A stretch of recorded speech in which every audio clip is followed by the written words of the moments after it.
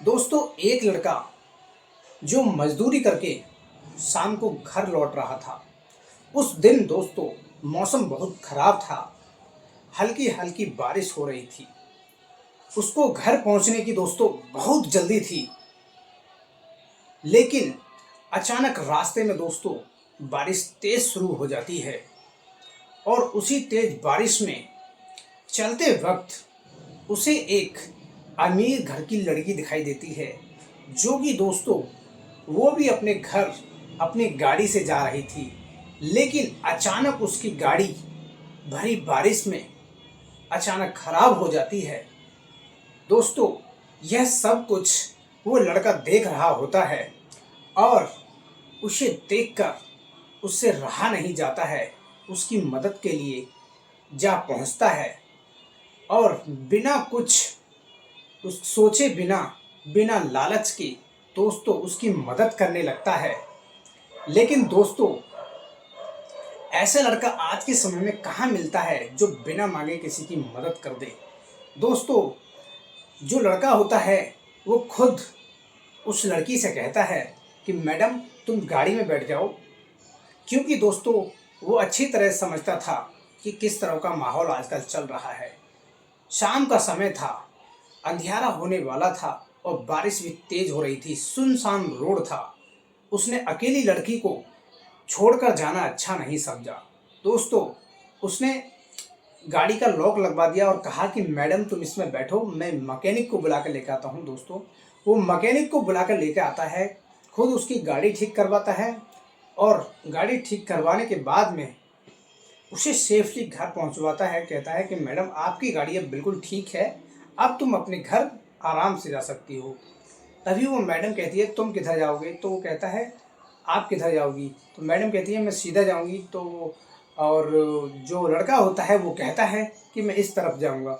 तो दोस्तों, जैसे ही कार ठीक होती है वो लड़की अपने घर निकल जाती है। और उसके बाद में दोस्तों क्या होता है, जो जो लड़का होता है वो भी दोस्तों अपने घर देरी से पहुंचता है।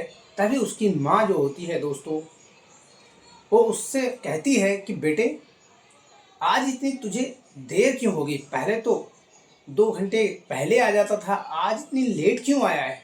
क्या काम रात तक चल रहा था क्या? तभी दोस्तों सारी बातें जो कुछ भी उसके साथ होता है वो सब कुछ दोस्तों अपनी माँ को बताता है। तभी दोस्तों उस लड़के की माँ कहती है कि तूने बहुत अच्छा काम किया, तू मेरा बेटा है, तूने ये आज साबित कर दिया है। ऐसे कभी किसी को मदद की ज़रूरत पड़े तो हमेशा लोगों की मदद करनी चाहिए। तो दोस्तों ये कहानी है, बहुत अच्छी होने वाली है। इस कहानी को शुरू से लेके एंड तक ज़रूर सुनते रहिए दोस्तों, तभी तो आपको पता चलेगा कि मैंने आपके लिए कितनी अच्छी कहानी लेकर आता रहता हूँ। लेकिन आप हो जो कहानी को ध्यान से और पूरा नहीं सुनते हैं। दोस्तों बहुत ही इंटरेस्टिंग लव स्टोरी कहानी है दोस्तों, ध्यान से सुनते रहिए। तो दोस्तों बिना देर किए इस कहानी की शुरुआत करते हैं। दोस्तों ये कहानी है उत्तराखंड की रहने वाले एक गरीब लड़के जिसका नाम दोस्तों रवि होता है। दोस्तों रवि मेहनत मजदूरी करके अपनी माँ का और अपना पेट पालता था। दोस्तों उसके पास ठीक से रहने के लिए घर भी नहीं था।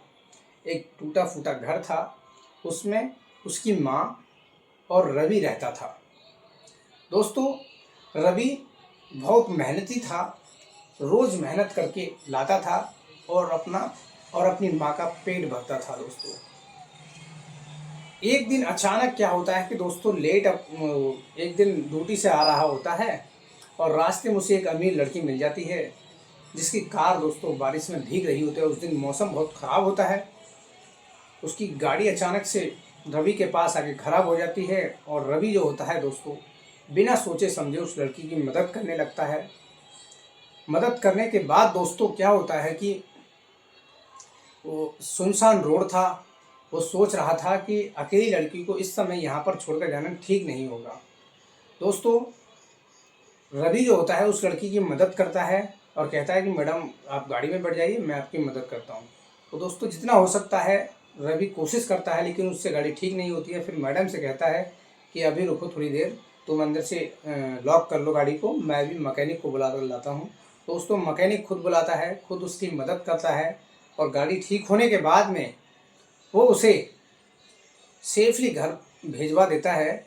और उसके बाद जब घर पहुंचती है, जो लड़की होती है, जो अमीर लड़की होती है दोस्तों, वो घर पहुंचती है तो वो हमेशा रवि के बारे में सोचती है कि यार लड़का तो बहुत अच्छा था, उस लड़के ने मेरी बिना मांगे मदद की थी।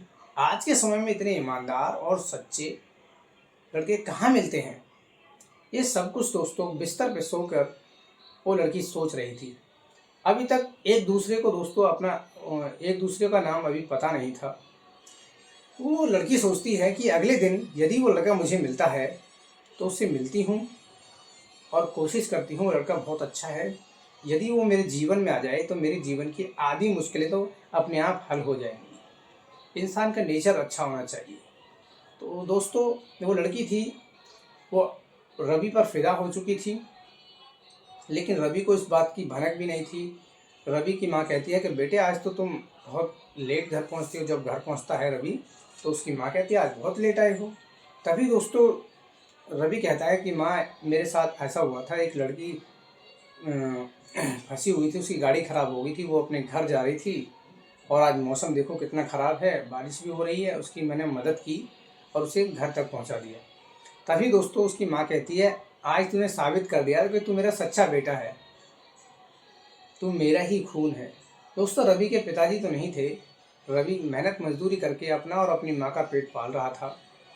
और आयशा उसके बारे में दोस्तों, इस घटना के बाद आयशा वो लड़की उसके बारे में लड़के के बारे में सोची जा रही थी जो रवि था। तो अगले दिन दोस्तों वो लड़की जो होती है वो रवि से मिलने का प्लान बनाती है। वो सुबह को वहीं पहुंचती है जब मौसम क्लियर हो जाता है, उसकी ड्यूटी का टाइम होता है। तो दोस्तों वो लड़की वहीं पहुंचती है जहां उसकी गाड़ी ख़राब होती है कि जाएगा तो इसी रास्ते से। तो दोस्तों जैसे ही टाइम होता है वो रवि का इंतज़ार करने लगती है और जैसे ही अचानक उसे सामने से रवि आता हुआ दिखाई देता है, वो रवि को रोकती है और कहती है रुको, कल तुमने मेरी बहुत मदद की थी। दोस्तों उसको रवि को देखते ही उसको गले लगा लेती है और कहती है कि देखो कल मुझे तुमसे थैंक यू कहने का भी मौका नहीं मिला, लेकिन हाँ आज थैंक यू कहने का मौका है मेरे पास, इसलिए तुम्हारा बहुत बहुत धन्यवाद। और सुनो, तुम मुझे बहुत अच्छे लगते हो, तुम्हारा नेचर बहुत ही अच्छा है।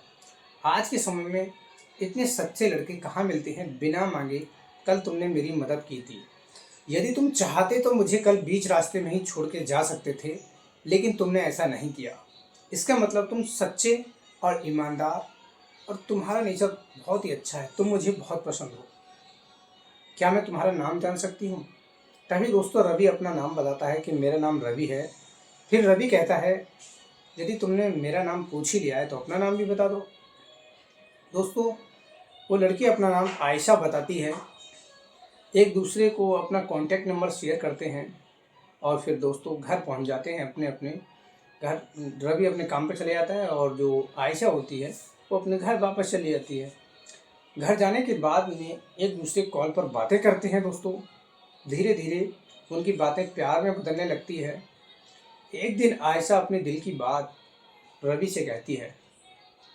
भले ही दोस्तों रवि बहुत ही गरीब था, मेहनत मजदूरी करके रोज़ मेहनत करके लाता, रोज़ खाना बना के खाता दोस्तों। रोज़ीना का उसका काम पर जाना, काम करके पैसे लाना, उससे फिर सामान लाना, फिर खाना खाना, ये डेली का दोस्तों उसका रूटीन था। लेकिन आयशा को दोस्तों इससे कोई दिक्कत नहीं थी। धीरे धीरे उनकी दोस्ती प्यार में बदल गई और बात दोस्तों इतनी बढ़ जाती है कि आयशा जो होती है वो शादी करने के लिए तैयार हो जाती है। रवि कहता है कि मैं तुमसे शादी कैसे करूं, कैसे कर पाऊंगा, तुम तो इतनी अमीर हो और मैं इतना गरीब हूँ, इससे तुम्हारे परिवार वाले राजी होंगे? दोस्तों एक दिन अचानक उसके परिवार में पता चल जाती है आयशा के में कि वो एक किसी गरीब लड़के से मोहब्बत करती है और उससे शादी करना चाहती है। दोस्तों आयशा के पिता साफ मना कर देते हैं और उसमें डांट भी लगाते हैं। लेकिन दोस्तों आयशा के पिता उसे प्यार भी बहुत करते थे। वो जानते थे यदि आयशा कोई निर्णय ले रही है तो अपने हिसाब से ही ले रही है, मेरी बेटी इतनी तो समझदार है।